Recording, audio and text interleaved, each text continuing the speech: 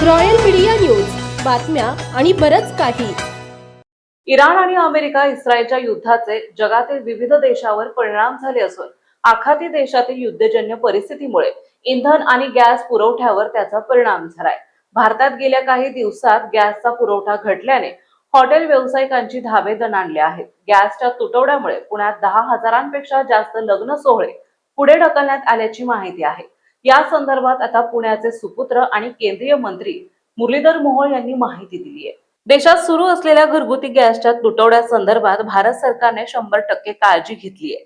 देशभरात व्यावसायिक गॅस दिला जातोय तो थांबवला आहे आणि कमी केलाय. घरगुती गॅस म्हणून प्राधान्य दिलं जात आहे.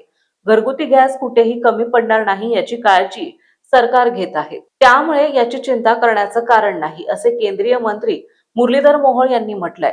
गॅस एजन्सीकडून काळा बाजार होत असल्याच्या गोष्टी कानावर येत आहेत, त्याची दखल घेतली जाईल. घरगुती गॅस कुठेही कमी पडणार नाहीत याची काळजी सरकार घेत आहे. युद्धजन्य परिस्थितीमुळे जी परिस्थिती निर्माण झाली आहे त्यामुळे आपल्याला हा निर्णय घ्यावा लागलाय. त्यासाठी काही काळ जावा लागेल, मात्र घरगुती गॅस कमी पडणार नाही, असेही मुरलीधर मोहोळ यांनी स्पष्ट केलंय. दरम्यान आखाती देशात सुरू असलेल्या युद्धामुळे भारतातील गॅस वितरणावर थेट परिणाम झाला असून देशासह राज्यात अनेक ठिकाणी घरगुती गॅस ग्राहकांनी दुकानाच्या बाहेर गर्दी केली आहे. मात्र नाशिकच्या येवल्यात वेगळं चित्र आहे. सध्या गॅस वितरण व्यवस्था सुरळीत सुरू असून OTP प्रणाली राबवल्यामुळे घरगुती ग्राहकांना वेळेत गॅस मिळत आहे. त्यामुळे ग्राहकांची सध्या तरी दुकानावर रांगा दिसत नसल्याची माहिती येथील वित्तकरांनी दिली आहे.